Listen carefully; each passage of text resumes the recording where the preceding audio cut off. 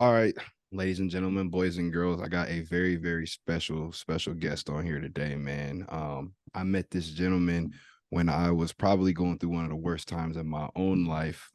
It's interesting who you will meet and who will pick you up when you're down. This gentleman's name is Noah Hermosillo.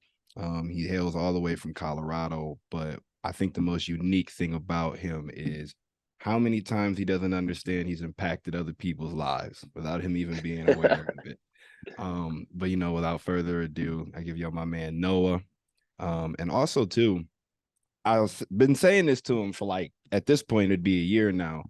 Like I just want to be the first person to say that like this is the next like what light welter. It don't matter what weight it is. Like that's champ right there. That's double champ in my book. Like I'm gonna anoint him right now. They be putting them boys through a process in the fight game. But how you been, bro? How's it been going, my guy? Been good, man. As you know, I was living my whole life in Colorado, but I got the opportunity to move out to Pennsylvania, and now I'm training out at American Top Team, Happy Valley. It's been a big transition. Pennsylvania is a lot different than Colorado, but honestly, I'm super excited to be training. And like me and you had many talks in the training room, man. This is where I've been dreaming of getting, and it's not where I dreamed of getting. It's just one of the steps in the right direction. So I'm definitely doing good. So with you being, hitting a part of, I mean, achieving a part of your dream, man, take the folks back. Where did it start at, dude? What was it? Was it a moment? Was it a time? Was it a, you know what? I just watched this dude get picked up and dropped. I want to do that now too. What was it, bro? The first time that I probably realized like I wanted to fight and stuff. I remember being like a kid. I don't even remember how old, probably like 6 or 7 years old. My dad and all of his buddies are in my dad's buddies Zeke's basement, and they're watching Uriah Faber versus Jose Aldo.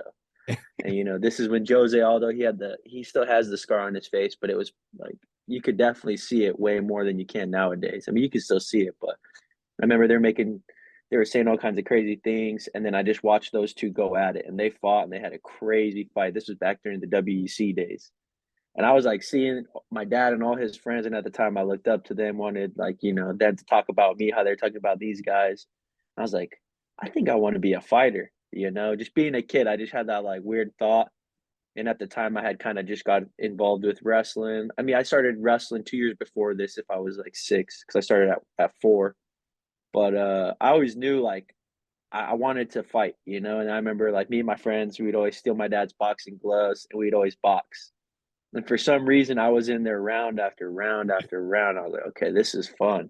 So ever since I was young, I kind of like had a niche for it, I guess you could say. Like it just was something I enjoyed doing.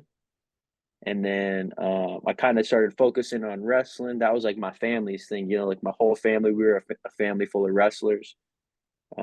We moved from Avon, Colorado to Gypsum, Colorado when I was six, going on seven, I believe. And my dad, he started pursuing like a professional fighting career. And at the time, I didn't really grasp like the kind of opportunities he was getting because at the time, in Edwards, Colorado, out of Inyoto, there's a dude named Donald Cowboy Cerrone. He was training there, and this was back there just, during the just a dude, WEC days. Yeah, just a dude. now he's crazy famous, but uh, I remember him and my dad used to train. He would help my dad a lot with kickboxing. My dad would kind of try and help him out with some wrestling. This was again during the WEC days, back when he was still undefeated at the time. And I remember like I would just go in the gym and kind of watch. I'd be like, "Yo, these guys are kind of crazy." Like in my head, this is what I was thinking. I was like, "This is cool." And then at the end of every practice, my dad would let me hit. Not the end of every practice, but my dad would come home. He's like, "I'm gonna put my hands up." He's like, "Put your hands up." And then I'd start punching his hands and stuff. And there was something about like my fists hitting that just like it made me happy. Like my fist hitting something. But then like all little kids do when they find out something they like, they try to just do it and do it and do it. And so when I was younger, I kind of started getting in fights in school, like real young, like first grade, second grade. So it wasn't like I was off the rails or anything. But my dad was like, okay, you like this a little too much. So let's just focus on wrestling and teach you some discipline. And so I was kind of in the mix a little bit in and out of the gym, not like a whole ton. It was kind of more my dad's thing, at the time. He was just real help. He was helping me a lot with wrestling. He didn't want to push me too hard because you hear stories about crazy dads, like, and their Not sons a ends up they like hate wrestling or hate whatever their dads push them to do, you know?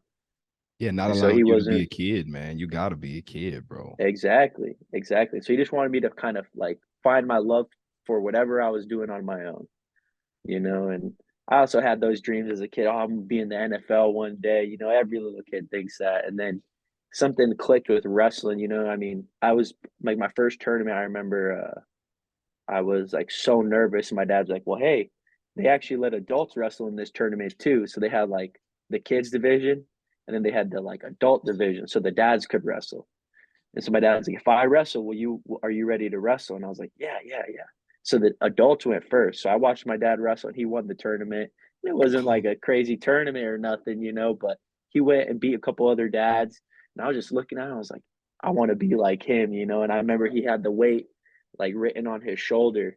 And he's like, you want the weight written on your shoulder too? And I was like, yeah. So I stepped on the scale, weighed in, got my number, and I was like looking up at my dad, looking at my shoulder. I was like, yeah, you know, I'm like that.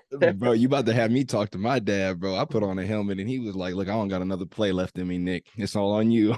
I'm like, damn, bro. And so like it was a Cinderella story. He won the tournament. I ended up winning the tournament, you know. And then kind of from then on, I just like I loved wrestling. I loved like anything physical. I'm a very hands-on kind of guy. Like whatever I'm doing, I gotta have my hands on it, you know. And so I kind of like started progressing with wrestling. And I remember it was like fourth grade. I went undefeated. And in the valley, it was just like the kids' tournaments, you know, but I went undefeated. That's And so still fifth zero grade, L's. yeah. And so like fifth grade, I came in the room and I had a different like attitude. I was like, Dad, shave the sides of my head. I want a mohawk. And get this. This is when I learned that it pays to be humble. I remember this so vividly. I lost every single match that year that I had the mohawk. Every single match I lost. The last tournament of the year, my dad's like, "No, we're shaving the mohawk." He shaved the mohawk. I won the tournament. I'm not Crazy. trying to laugh, but like, damn, bro. Like, And the thing that was crazy is the guys that I had lost to all year, and the guys that ended up beating at the end of the year, they were all the same kids. It was the same kids going to every tournament, you know. mhm. And so it wasn't like I was just wrestling some random guys that I was just better than. I wrestled all the kids who beat me time and time again throughout the whole year. But I think like shaving my head, I didn't see myself as this tough kid with the mohawk anymore. I just kind of like went out there and wrestled with a clear conscience, you know? You now have a group of kids, man, your exact age, being like, hey, that Noah cat, I beat him in the fifth grade, bro. Yeah, I probably do, bro. But I guess that's a good thing, right? That's a good thing. So And we get to go ahead.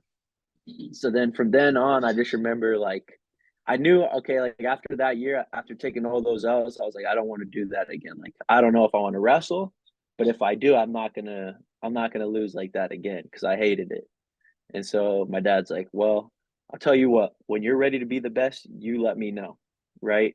And I remember like I was going into middle school in sixth, seventh, and eighth grade. I was like, nah, I want to be good, you know.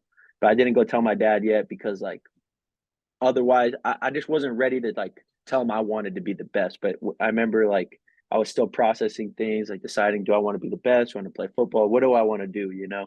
And like sixth, seventh, and eighth grade, I started wrestling, but like I had a different level of competitiveness. You know, like when it came to wrestling, I really could tell I wanted it. And so then after like sixth grade, I told my dad, I was like, I do want to be the best. And so in middle school, he started pushing me a little bit harder. We started going to a lot more tournaments, you know, like big tournaments. And I started going to these kind of tournaments when I was like in fourth and fifth grade too. But before my dad would be like, hey, do you want to go? And then it kind of switched into the thing like, hey, dad, when's the next tournament? When's the next tournament? When's the next tournament? And so I started progressing. I was always like the best in the valley, I would say, like at my size. And then when I got to high school, I had like a rude awakening, you know, because I mean, I knew I was like not where I needed to be in the state level because I'd go to these big tournaments in Denver, bro. 0 and 2, 0 and 2, 0 and 2. So you were really just working off just talent and grit, like not technique at that point. Yeah, and like no, I had some technique for sure, but I definitely hadn't gone to like any technique camps. Okay. The technique I learned was just from what the guys in the valley grew up using and wrestling with, and it was solid, basic, fundamental wrestling. You know, it was like old school, gritty, tough, blast doubles, single legs, stand ups, you know, half Nelson type stuff. I didn't really learn what a tilt was until I got to high school. Mhm. And like that's one of the biggest things in wrestling. You know, kids are doing this nowadays and they're like 6 or 7 years old. And so I got to high school and I remember I was like, okay, I got to start setting goals. You know, my dad's like, we got to be realistic with goal setting. And I remember when I got to high school, I told my dad, I want to be a state champion. I want to be the best. He's like, all right, you came to me. He's like, everything I tell you to do, you have to do. And I promise you it'll all pay off. And so I remember when season rolled around, I started dieting. I started like monitoring my like water intake and stuff. I wasn't eating. I remember he told me no chips because I was a chip kid. I loved chips.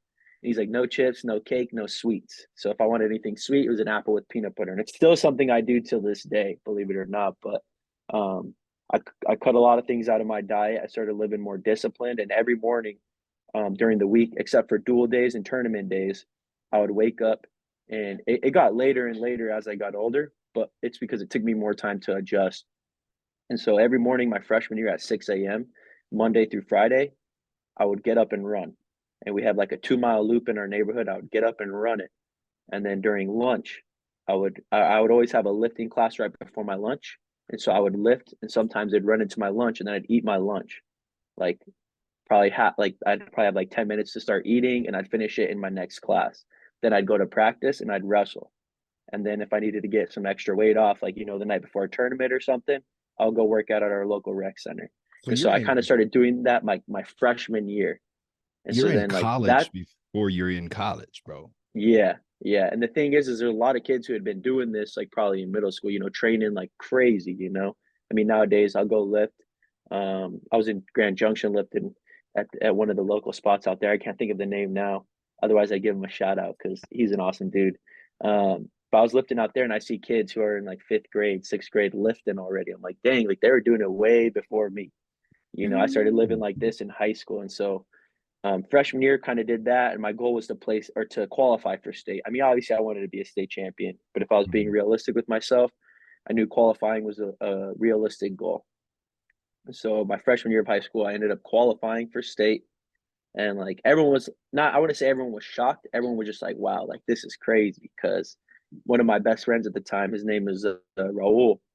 We were both about the same size. And I walked into high school, I was probably like 4'11", 5 foot, like 128 pounds, you know, not, I was like kind of pudgy. I definitely had some abs, but probably under a layer of belly, Yeah. had some chubby cheeks and stuff. And then I wanted to wrestle 113s because I just didn't think I could make 106. And so I wrestled off my friend Raul. He beat me. He beat me. It was crazy because I had wrestled him all through middle school and I beat him every single time. But he beat me in our wrestle off. And so I dropped to 106. He took the spot at 113. And I slowly adjusted to the 106-pound weight class. And so like I never challenged him again because I just felt it was right. I felt like I was doing good. And so I qualified at 106 and then went 1 and 2 at state. And so I wasn't close to placing. I was just kind of like, I remember making it there and I was like, yo, this is cool. Like, I was in the Pepsi Center, ball arena nowadays, Yeah. but it was just crazy. I was like, yo, this is so sweet. I definitely I saw the guys walking up the podium. And I still remember being there and like, I want to be that one day. I want to be the guy on top of the podium. So you're And so, obviously advanced, like at that point, yeah, right? If you were to take Noah in high school and place them up against I had a little bit of time to spend time in Iowa, bro. And I remember what that was like watching their state wrestling meet. Do you compete with those kids then? Or did you still as have a freshman, development? no. As a freshman, I would have gotten absolutely pummeled by most solid kids in other states. Gotcha. I think my record was like 18 and 17 or something like that. Mm-hmm. Like I won just about as much as I lost. Probably won a little bit more than I lost.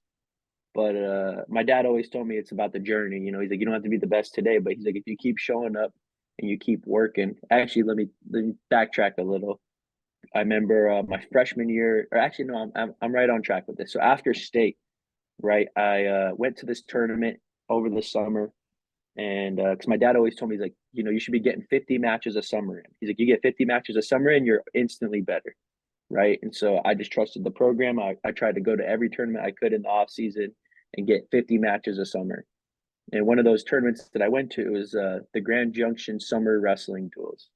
And so you go there and you get like 12 matches in like one day. And I remember I went there as an eighth grader, didn't win a single match.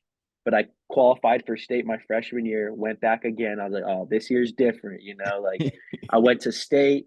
These guys, like, they have it coming. Let me ask you, how many matches do you think I won that second year? If I'm not being biased, because it's you, I'd probably say you see you went the year before you went. I would 0 say and 12. I went 0 and 12 my first year. I would say that you had to have gone at least 6-6. I went 0 and 12 again. What the fuck? Don't put me on spot like that no more. 0 and 12 again, 2 years in a row. And I remember I'm in the car ride on my way home with my dad. And I just had this pissed off look on my face because I haven't felt like this again since I was young and lost every single match. Right. Right. So I kind of forgot what it was like to feel that way. And I remember my dad's like, "Why are you so pissed off?" You know, and I'm like, "I hate this. Like, I'm not good. Like, why do I work so hard?" And just like, pretty much, I was throwing myself a pity party. I was like, "Why do I keep losing? I'm working so hard." You know, there's no other kids that I thought in my mind were waking up and running like me, lifting like me, and training like me. And now in the off season, I didn't have to like run in the mornings like that. I would try to run at least twice a week, but I was still lifting and still wrestling. So I still was working hard. I was just very upset that I went back to a tournament and I went 0 and 24 in 2 years in a row. Like 0 and 24 between the 2 years. Right. And my dad just looked at me and he's like, son, he's like, I don't have an answer for you. He's like, you're right. You're working hard. He's like, but there will come, he's like, if you keep showing up and you keep working hard and you don't quit, there will come a day when you don't lose again. And I remember like taking that to heart and I was like, I hope you're right. Like, cause I'm gonna keep working hard, but I hope you are right. And so then my sophomore year, something kind of like switched in me. I just had that pissed off attitude. I was winning a lot more than I was losing, way more. Probably like 38-7 or something like that. Like really wasn't losing a lot. I remember there was some kid at the time he was ranked like third in state, and I ended up tech following him in the finals of regionals, and so I got a top 4 seed at the state tournament. And I remember I went in there and I was like, yeah, I got this. Well, sometimes God throws a little bit of adversity your way. And the day after regionals, I got so sick. I couldn't train the 4 days going into state. I just was like kind of bedridden. I was like Yeah. extremely sick. I was on all these antibiotics. I didn't even have to cut weight. And that year I was wrestling 120s and usually I had to drop about 8 pounds, but I didn't have to cut any weight. I was just on weight from being sick. And I went in there and I started wrestling and I lost my first round match and I probably shouldn't have lost that match. But it happens. I didn't really make any excuses. I just knew I wrestled like not to my potential. I was up 8-0 and I ended up getting pinned. And so I lost. And that was actually the last time I had been pinned, I think, ever. That was probably the last time I've ever been pinned because I remember I told myself I would never get pinned again. during this And time during this time though, when you're in high school, because when you're coming up through high school at that point, if I'm correct, like it becomes UFC at that point, starts to become what it's known for. Was there ever anything in you in high school where you knew you were like, oh, I'm gonna transition wrestling to this, or you just were locked in on like wrestling, like, oh, I don't want to be an Olympian, like I want to be like a Jordan Burroughs or someone like that? that was like in middle school, I wanted to be an Olympian, but as I got to high school, I knew I wanted to make the transition. So in my mind, like for high school, I knew I thought if I became a state champion, then I could transition to MMA fresh out of high school. Got Because you. I thought, oh, a state champion's like the highest level you can achieve. I was sadly mistaken, So right? Like you hit your senior year, bro. What tipped off colleges about you, man? Was it just what did that record change around, or could they just tell like if we get him, it's gonna be special? Well, so what happened is like, so my sophomore year, I ended up losing to the kid that I tech followed in the finals of regionals in the blood round match. So I didn't place my sophomore year. Junior year, I was in one of the tougher weight classes. I was in 3A, and 3A is one of the smaller divisions. So it goes 2A, 3A, 4A, 5A. Mm-hmm. But for some reason, there was a guy who had been reporting on Colorado wrestling. His name's Tim Young, I believe. He wrote an article on his favorite weight class of the entire tournament, and he chose 3A 138-pound weight class, and that was my weight class, or 132-pound weight class, my weight class. And it was just because there were so many tough kids in that bracket. He's like, I really don't know who could win. He's like, it could be Hermosillo, it could be this kid, this kid, this kid. He's like, it's just a toss up. This is a firework of a bracket. It's bound to blow up. And so I was in one of the tougher weight classes in the tournament, regardless of the division. And I ended up taking fourth. I placed fourth. And then my senior year, I remember between my senior and sophomore year, or senior and junior year, I went to this wrestling camp. It was an intensive wrestling camp out in Bakersfield, California. And that's where I really learned how to work hard. I ended up winning what they call as the black hat. So out of like 750 kids, four of us got the award, and it was one kid per like weight class category. So there was like they separated us from like 106 to 126. Then uh anything above 126 to 160. Then kind of so forth. So they separated us into four groups, and I won the black hat for my group, and that was just like a hard work.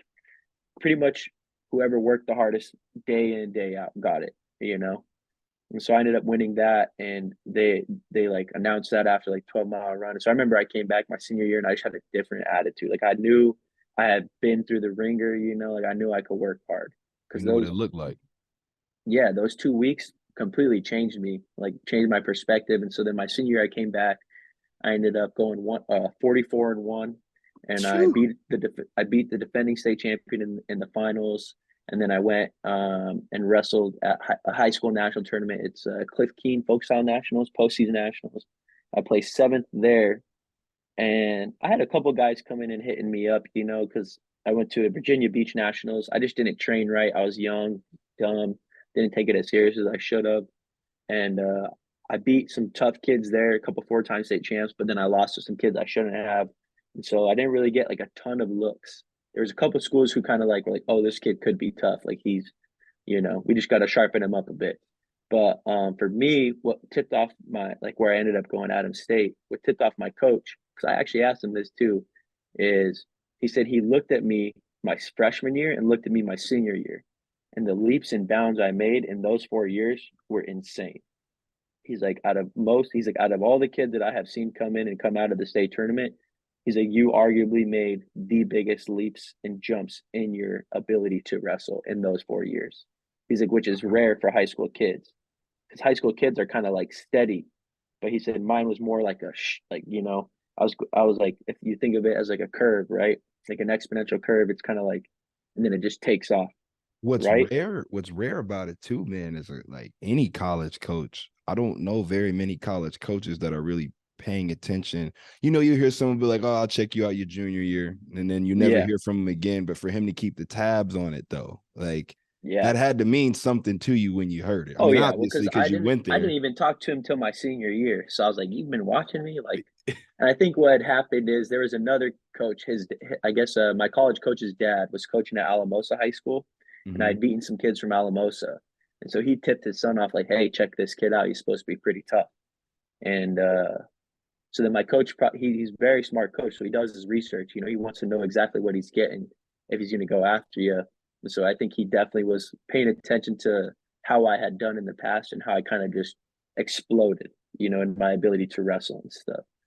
And there's a couple other schools who hit me up, but none were like as consistent and straightforward with me as my coach Jason Ramstetter at Adams State. So He was very strict. it was never a competition. Like you knew you No, were gonna go there. yeah, I was like, oh well, I want to go D1, but I didn't know which D1 I was going to go to. I was looking at UNC, University of Northern Colorado.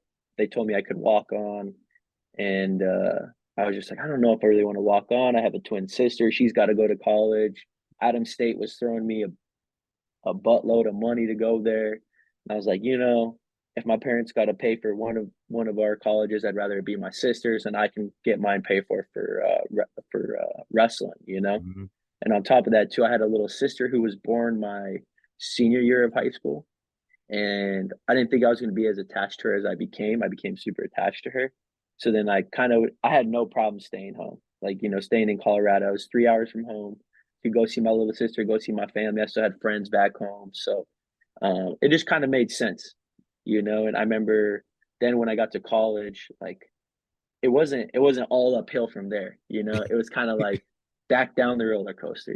I started off kind of rocky. I was just showing up, working hard.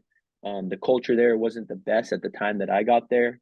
A lot of guys, I guess, I was used to how my dad trained me, Yeah. where we work hard and we go get what we want. We don't just sit around and expect it to come to us, or we don't do the bare minimum. It was always above and beyond, above and beyond. And so then I kind of like didn't, I wouldn't say lost track of where I came from, like my roots, how my dad trained me. But I was like, do I really have to be doing all of that? And so I kind of like slowed down a little bit, and I did okay my freshman year. I redshirted and I wrestled up a weight class and I did okay. But then I got into the lineup and went to nationals my second year in college, and I just didn't. I think I went 0-2. And the thing that sucked about it is the first guy I wrestled, me and him had like a pretty good match. You know, it was like I think he beat me like 16 or 15-11, and then he Mm-hmm. pinned his way to the national finals. Mm. And that was my first round match. And so I was like, okay, I can hang with these guys, but what's holding me back? And so then that next year, I actually dropped down a weight class and started training how my dad had trained me. I was like, I'm gonna go back to what worked, you know. You were And that was 139, right? 139 throughout uh practice. no, so in college I wrestled my first year I wrestled 149, 149, and then excuse me. my second year in the lineup. So my second year in the lineup I wrestled 141. So that was the year of COVID 2020. Mm-hmm. And so they canceled the tournament while I was there. I was seeded like top 3 or top 4 in the tournament.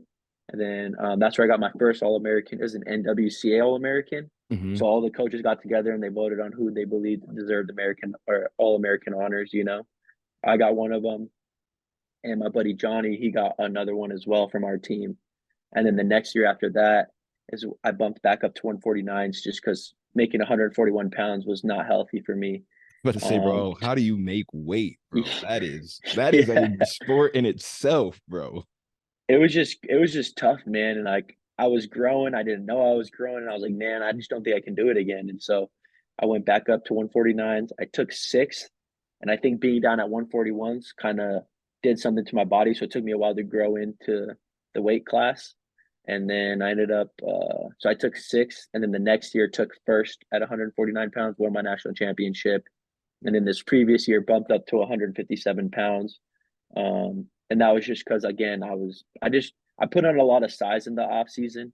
And so I was walking around about 174-ish, I should say, 172 in the off season. And my buddy Josiah, he was walking around about, 158, 157 before season. And so he's like, I can go to 49s or you can just go to 57s. And I was like, well, you wanted at 57s last year. I wanted at 49s. I was like, I think if me and you just come to a decision, it doesn't really matter. So we asked my coach, and coach is like, yeah, you guys figure it out. I don't really care. And so he went down to 49s. I went up to 57s. I mean, I was able to eat. I was eating real healthy still, real lean and stuff. And I didn't really have to stress about, damaging my body through cutting weight and whatnot, getting back down to 149. So I wrestled at 57s and I felt way better, way healthier, way stronger. And I ended up taking third at 157s. As as uh as bummed as I was about it, it's all right. It's all part of the story, you know. So you're what? You're four-time All-American, aren't you? Yeah, 4-time All American and national champion. So So you get those accolades garnered together, man. And that's funny. I think I told you this before, but I remember right before I came to Colorado, somebody had told me about you from Iowa. Like they're like, bro, you about to go to the school where Noah is. I'm like, bro, who the fuck is Noah? Like I remember not you telling me about that in the training room. Yeah. yeah. And you're like, man, what? But um, you get those accolades. How hard is it to be humble with those, man? Like, just be real. Like, how is it? Is it hard, or are you ingrained still in that humbleness when you're collecting them like that? I think after I won my national title, it was a little bit hard. Like, oh, I don't feel like I was getting all crazy, but I just I just had seen people achieve great successes in my life, and like not remain humble, and I just didn't like it. I didn't like guys who were good and so they were jerks to everybody else. And so I felt like if I had seen myself going down that path, I would check myself, or at least try to, or I had good friends around me to kind of keep me humble. Um, I also knew that I was coming back for another one. And so I Mm-hmm. knew at that point it was irrelevant. It didn't matter that I had won it. I wouldn't say that right away. I had that mentality. I just knew as the summer went on, I was like, okay, like we've celebrated, we're happy for this, but we got to buckle back down and act like none of it happened. And so um, now I guess, especially after this last year, losing at nationals and then coming back and beating the kid who beat me at nationals, definitely it was humbling for sure. I still think about that loss. Like it just fuels me. It You made me can hungrier for this next journey in MMA. Like it really did. I definitely know that I'm capable of more. And so it was kind of a bummer. And so like I have no choice but to be humble and just get back to the grind. Like I have it's no choice. it's God, man, I just wish people would have seen how much work you were putting in that room right before that, bro. I'm like, bro, I remember I told myself, I was like, if Noah goes out there and wins this national title off all this work I just seen him putting it in here, I'm like, and oh, by the way, he thought he had COVID the week before I think like 2 weeks before it happened. I'm like, bro, I can't make no excuse, bro.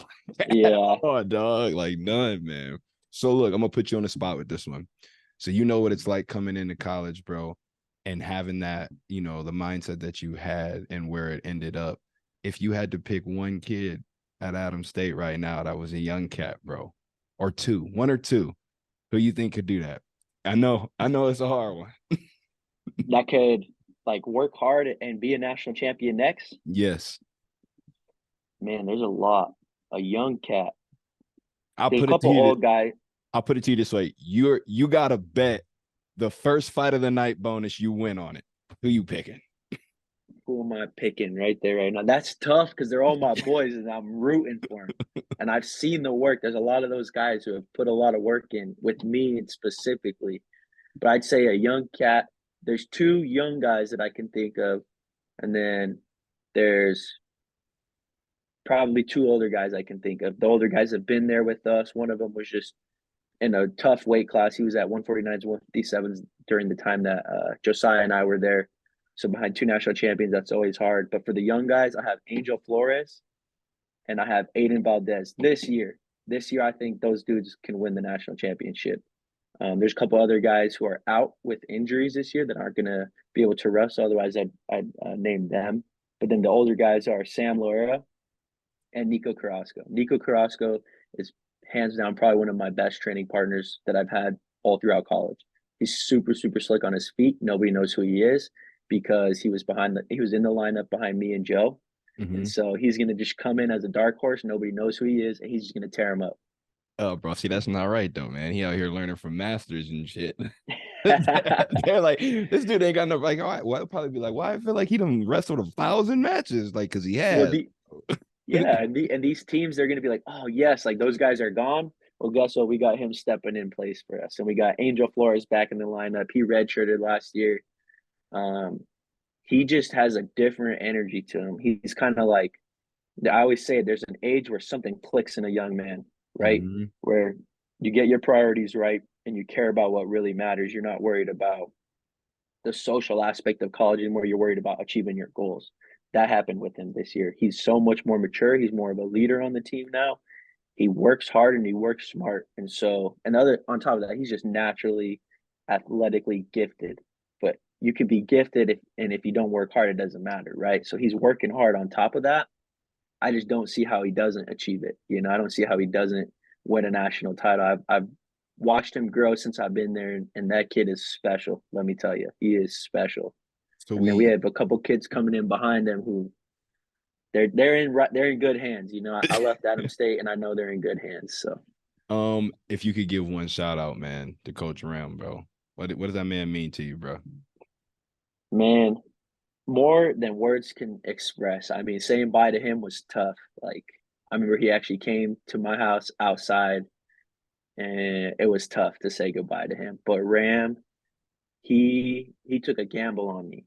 He didn't know what he was getting. I mean, I wasn't the most decorated wrestler that he recruited that year, but I just refused to quit, and I refused to not show up. I always showed up for everything I did. And he believed in me. That was the biggest thing. Is like I don't care if I have the best coach in the world or what, and luckily I did. Ram is definitely one of the best coaches in the nation, any division. I will argue that till I die.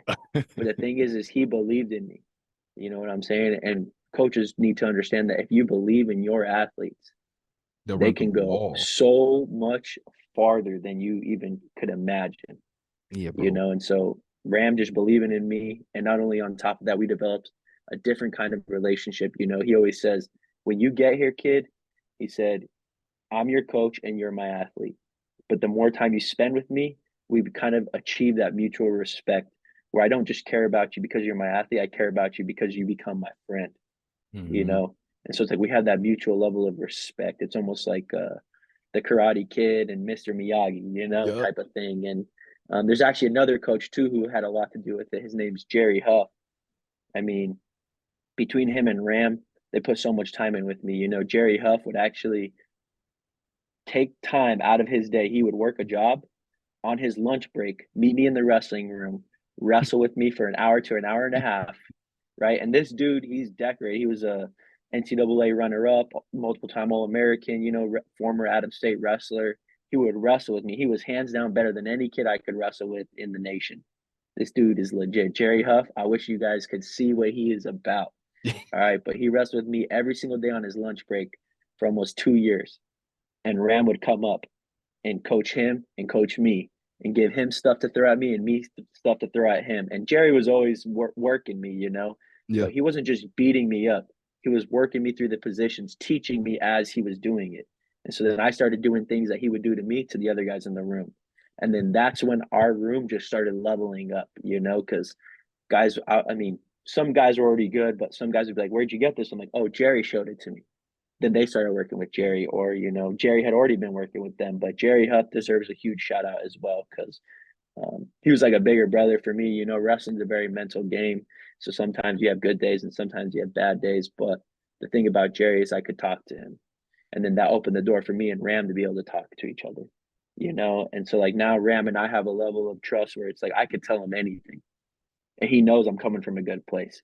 And he could tell me anything, and he knows I would give him my honest answer, even if it's not what he wants to hear, you know. And so it's like between those two guys alone, I have so much love for. And I was actually telling my striking coach today out here, I was like, you know, I'm very lucky. I haven't had any bad coaches in my life.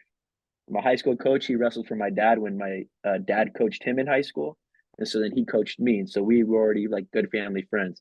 Come to college, between my coach Ramstetter and my coach Jerry Huff, they took good care of me, and then Jerry ended up leaving, and Natrell Demison stepped in. Natrell Demison, Chewy, he's like my older brother, so I really haven't had any bad coaches, you know, and so it's just weird when I hear these bad stories about coaches. I'm like, what? Like What you I talking must about, be man? blessed or something. You know, I definitely am blessed to have the coaches I've had. Iron sharpens iron, brother. Well, let me tell you something though, my guy. Your boy, when I got to Vegas, I was like, okay, I'm out here in dang near fight capital. Like I gotta get in somewhere.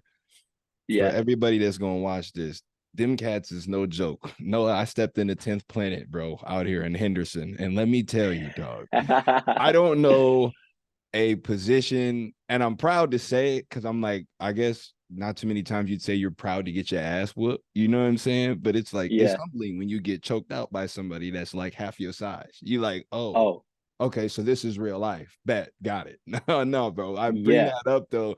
How did you settle on America Top Team, man? Like where did that come out of? Where'd that come from? So to be honest with you, man, I'm a very spiritual guy. I put a lot of my faith in Jesus Christ. You know, I read the Bible daily, and I knew I wanted to fight and I knew the time was coming, but I didn't know exactly what the next step was. And so I told this to a couple of my buddies and stuff, but my dad always says when you don't know what's next or you don't know what to do, just pray about it. And so I know everyone's always like, "Oh, just pray about it," you know. And some people are like, "Well, I don't want to hear it because I don't see any results." But the thing is God isn't going to answer your prayers according to your timeline. He's going to answer them according to His, Yes, right? And so sir. I remember I prayed like I was getting kind of sought out by a couple management companies, and I just there was one that was seeking me out, and the guy was real nice and stuff, and I just for some reason wasn't biting on it. And so my dad's like, pray about it. And so I asked God, I was like, you know, God, whatever, if you really have a plan for me to fight and do what I'm about to do, you know, make it clear. And 2 days later, I got contacted by first round management and I signed a contract with them. And so they represent me. They're my managers. And then I went through my wrestling season. And after my wrestling season ended, like that next day after nationals, I just had this bad taste in my mouth. You know, I just got home And I was just like, I need to start training again. I need to get back in it because something like I just didn't like how nationals ended. I had to get surgery. And so I was just like, what's going on? You know, like I need to figure it out. And so I started praying again. And a couple of days later, this guy named Malky Caldwell, he DMs me and he's like, hey, Noah, shoot me your number. He's like, I want to get on the phone with you. And so he gives me a call. We chat a little bit. And long story short, he ends up putting me in touch with Bo Nickel. And so Mm-hmm. then Bo Nickel invited me out to come check out the gym, an American Top Team. I picked his brain a little bit, and we got to talking. My dad and I came out here and visited the gym. I asked him, I was like, "Hey, is it cool if my pops comes?" Just because my pops has been a part of my journey my entire life, you Absolutely. know. And I trust his judgment a lot. I trust my coach's judgment a lot. And between him and my college wrestling coach, uh, Ramstetter, they both were like, I think that's definitely the place to be. Came out, checked it out, and it was just a good fit. You know, the guys at the gym are genuinely good guys. Like, you know, they live a clean life. You Mm-hmm. know, I'm not trying to be a fighter and do all this crazy stuff. What I'm trying to do is I'm trying to take us serious, you know, and be a good example for the kids who are looking up to us, you know, because there's a big platform for the sport right now, you know, and I'm not there yet, but I want to be prepared when I do get there, you know, and so I wanted to make sure the team was a good fit, and all the guys at the gym were super welcoming, like made me feel like I fit in. You know, sometimes you walk into a gym, guys have egos, they have, you know, they have a chip on their shoulder. They're like, oh, this guy, like, I'm gonna beat him up, you know, kind of try and Yeah. scare you off, but it was not like that at all. And then on top of that, Coach Barbosa, he's the jiu-jitsu coach and one of the head coaches out here. He's just a genuinely like dope dude. You know, he kind of makes me like.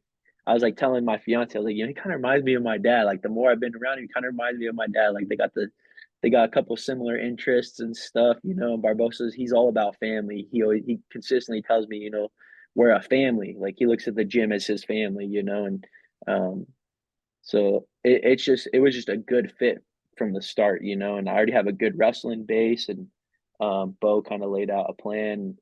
I liked what he was saying and stuff, and so I've just kind of been focusing on getting caught up in the MMA world, and then going to keep my wrestling sharp and stuff. And so, like I guess to answer your question, it just kind of fell in my lap after I I prayed got about you. it. You know, like I prayed about it and I didn't have to like really make any calls. The calls kind of came to me, and I was very blessed to do so because, you know, at that point in time, I was like calling my dad and I was like, hey, dad, like, should I call this gym? Should I call this gym? Should I call this gym? He's like, just pray about it. He's like, you go visit these gyms, but pray about it. You know, the right opportunity will come and find you. And the more I prayed about it, the more I got a clear answer, you know, and um, definitely didn't think I'd end up in Pennsylvania, I bro. was about to say, Let bro, me tell you. how's it going from all the way from Colorado to PA? You right next to my home state, bro. Like dead next to it, bro. I know that's a culture shock. It's gotta be. Yeah, it was way different for sure. I mean, Colorado's not really the West Coast, but it has that like West Coast culture. You Yup, know, yup. That's straight blue it's not collar out really a there, lot of bro. West Coast out here. You know, Bro. I think I noticed it. We went downtown. There's some little pop up event with some thrift stores and stuff, and I'm like wearing some like cargo pants. You know, with what's his name? He played for the Suns. I can't think of his name right now. I was wearing a jersey, a Phoenix Suns jersey. Oh, Steve Nash, I think it was from the Yeah. Phoenix Suns. I was wearing I was wearing that jersey with like a fitted hat, you know, and some Jordans, and I'm like looking around, and everyone's wearing Penn State jerseys. It's game day, so everyone's wearing like blue jeans and Penn State jerseys, and I was like, I'm definitely out of place. He's like, But bitch, I can. the thing is, everyone's very nice out here. I haven't had any like rude people at all, rude interactions, you know, like so I kind of something that I've like learned since living out here is you can't really judge a book by its cover. Sometimes people are like, "Oh, well, I won't fit in there," right? Just because of how you look. But you go in like every single person I've come across has been super nice, super welcoming, you know, super respectful. I feel like a lot of people out here have like a lot of strong faith. You know, there's a lot of guys out here um, that believe in God and stuff, and just have a lot of love in their hearts, which is what we need in the world. You know, like there's a lot of bad things going on, but I feel like it's cool to see a lot of love being spread out here, you know. What? And I'm sure there's maybe I've just been lucky and only had those kind of interactions because I know there's bad everywhere, but I haven't seen it yet. Hey man, a clean aura attracts clean energy, bro. I think one thing about that too is again, there's gonna be a lot of people that see this eventually. There'll be some young kids that see this, but he noticed y'all the whole time he was talking, and he would bring his mother up. I know he would, but the only woman that he ever brought up this entire time was his fiance. When you start getting accolades like that, and you start going places, and you start posting stuff on Instagram that people recognize, I'm sure it's very easy for them to come into a flood. But I can honestly say I've never heard this man ever deviate away from that woman at all. I mean, bro, we got to put it out there. She was in the background earlier. What does that mean to you, bro? What does she mean to you, Dude, man? she's like my biggest supporter. She's my rock. You know, behind every good man, you have to have a good woman. Like I met her when I was young in college, and sometimes young guys don't have their heads on straight, Yep. but she was willing to wait and she was willing to take a chance. And she always saw like my heart. She knew I had my heart was in the right place. And even though sometimes, like you know, being young and dumb, you make stupid decisions and nothing crazy. Like you know, I've never made anything crazy, but she always like believed in me. You know, she knew I would be a good man one day. She knew I really want to be a good father one day, a good husband. It's one of my daily goals is I want to be a champion husband, champion father. You know, that's Mm-hmm. something that I strive to be.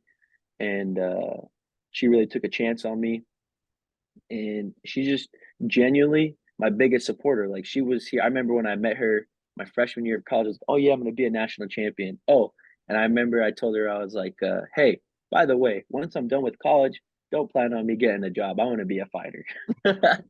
And she was like, okay, you know. And then she watched me grow in wrestling. And then as the time kind of started nearing for me to start like looking at my fighting career, you know, I like looked at her and I was like, "Hey, you're still supportive of this, right? Like, you know, this is what I want to do." And she's like, "Yeah, 100%." Like, you know, she probably had some moments like, "Well, I don't know how this is gonna work, but we'll figure it out," you know. And the thing about her, she was always willing to work with me. And I told my coach this. I was like, you know, when you find a woman who loves you in a way that you're like scared to lose, I guess. Not necessarily like scared to lose. How do I put this? Like the way she loves me is unlike I've ever been loved before. Yeah. You know, Yeah. it's like she loves the bad in me, the good in me. Um, she says she just like one of the things she loves about me is my ability to dream and achieve. You know, I'm not scared to set a goal, set a dream, and like say it and actually go and achieve it. You know, and she's like 100% down for the ride. And she knows one day I'm gonna take very, very, very good care of her, you know, and not only her, but like again too, like my parents support me so, so much, you know. And so it's like you're right. Between her and my mother and my sisters and my dad, I'm blessed, man. Like my fiance Bailey, she's definitely one in a million, you know, more than one in a million. She's however many people on this planet, 8 billion, 8 trillion, whatever, 1 in 8 trillion, whatever you want to call it, you know? What was that moment like getting down on a knee, bro? Were you nervous? Oh my gosh. So here's the thing. So I like to think I'm pretty slick, you know. I don't get nervous too much around her. I'm very comfortable and confident around her. I know that I love her and that I want her. So all my friends, like when they had found out that I was gonna propose, they're like, "Hey Noah, like are you nervous?" I was like, "Nah, dude. Like I know it. I got it. I got this in the bag, right?" And so my family and I we were driving out to surprise her in Utah. In the last 15 minutes of the drive, I was like, what am I feeling? Like, I felt like I was about to go wrestle for a national title, you know? I was like, I, I was like, am I getting butterflies right now? Am I getting like nervous? I was like, whatever, whatever, you know? And I remember when I saw her, I was like, oh yeah, I'm going to be slick. I'm going to say something slick. And I remember I had my little sister say, hey, like, let's go see the pond or let's go see the lake, you know? So that we could get away from like where I had met her and we can go see the lake so that there was a good picture and stuff. And so we ended up going by the little pond slash like lake out there. Got down on my knee. I was like walking with her. I was walking with her, and I was like tried not to be awkward because like I had a lot of like at that moment it hit like oh this is Yeah. happening. You know the Yeah. ring's in my pocket, and at that moment I was like so nervous that I was gonna screw it up or something or say something bad because like it was her day. I wanted to be perfect for her. You know. Mm-hmm. And so I just remember thought I was gonna hit her with some slick line, but no, I just got straight to the point. I just like asked her right there. I was like, we've been together for a long time. Like, I want you to know like how special you are to me, and I love you more than anything in this world. And then I just asked her to be my wife, and she did not hesitate. She's like, "Are you kidding me?" Like, she was so shocked because we surprised her at her family cabin, and then that was already a big surprise. And then I had a ring and she didn't know. So You I said, was definitely nervous, bro. But I'll tell you what, at the end of it, it was like it was a good moment, a good feeling that I feel like every man should feel, and so you I had to hope that like plan. if anybody's watching this, don't be scared to find the one and love with your whole heart. I got a couple of buddies with some girls back home that are probably gonna get a ring here soon too. And like I always would tell them, like we always talk with each other. We're not scared to talk about this type of stuff, but it's like when you find a good girl, you really got to take care of her, really got to appreciate her. And you You have know. to, bro. You have to, bro. I tell people all the time when I first moved out here and met some of the people that I've been around out here, man. I had one guy ask me, he was like, Nick, you seem pretty chill, man. I was like, yeah, it's just two things I don't play about though. My girls. I don't do that. Like Yeah. it's we're not playing with those. What, bro, does it look like as far as you for fights, man? When can we expect to see our first fight out of you, dog? Undisclosed, Oh, undisclosed. I would damn, love I to thought I was fight. gonna get it. I know I would love to fight as soon as I can, but I have, like I said, I have great coaches out here. My coach Barbosa, he's the man. I have another coach. We call him Coach Tom. He's a Mhm. three-time world champion in Muay Thai. He's the real That's deal. that's a weapon walking around the earth. What? Yes, yes. And so I kind of lead like that decision is theirs. When they feel I'm ready to fight, they would let me know. They will find me a fight, and I just got to Nice. sign the dotted line. So, and then from then, that's when the roller coaster starts. Man, well, you've been on a roller coaster for a minute now, dog. So Oh look, yeah. I'm gonna do this. I'm gonna do this thing with you. I call it Fast Three. Okay, so I'm gonna give you. It'll be two different subjects, but you give me your top three on them. Okay, Okay. top three UFC fights of all time, and Top you three and you and UFC. you can't put the Frank Trigg one in there. No, no, no. Top three of all time. I'm trying to think, man. I've seen a lot of UFC fights. I knew it was gonna get you.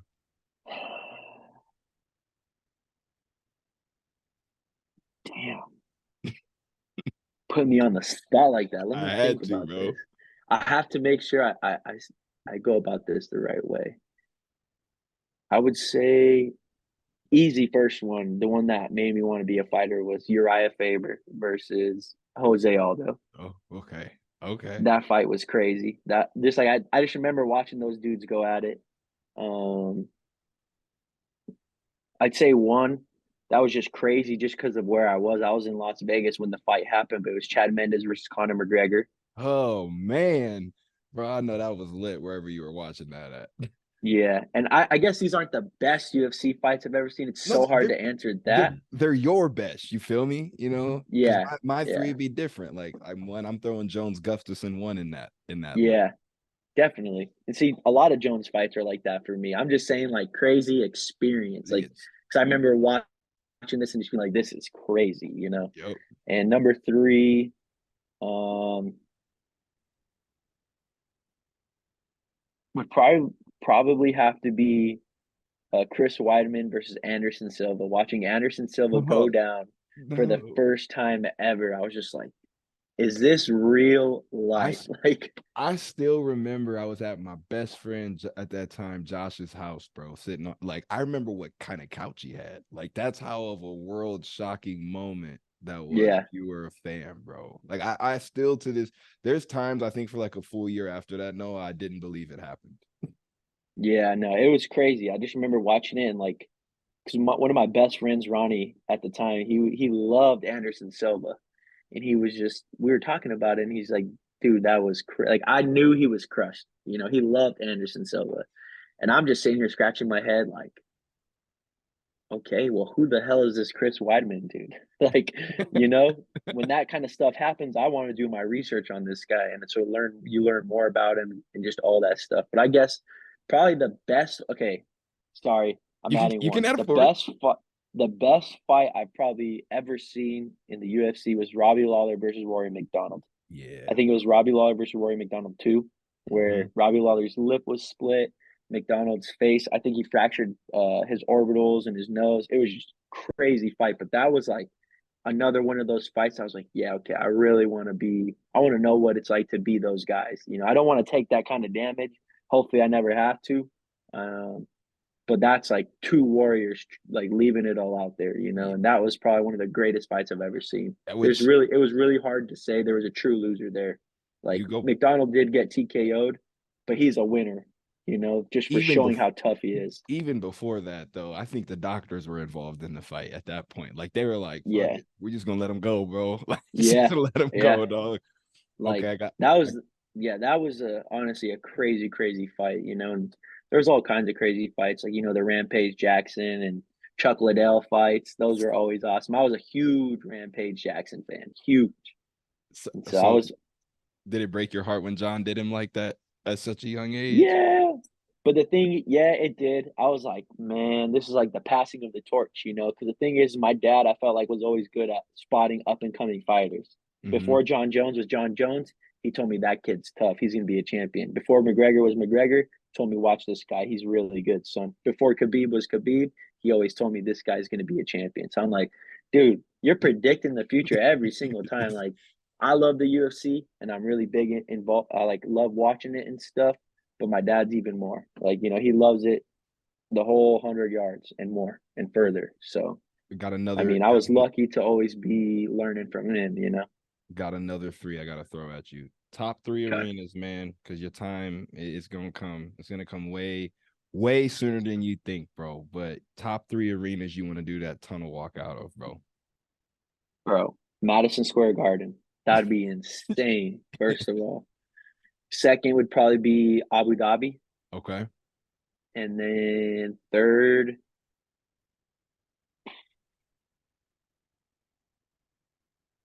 what's the arena in Vegas? Is that MGM T-Mobile.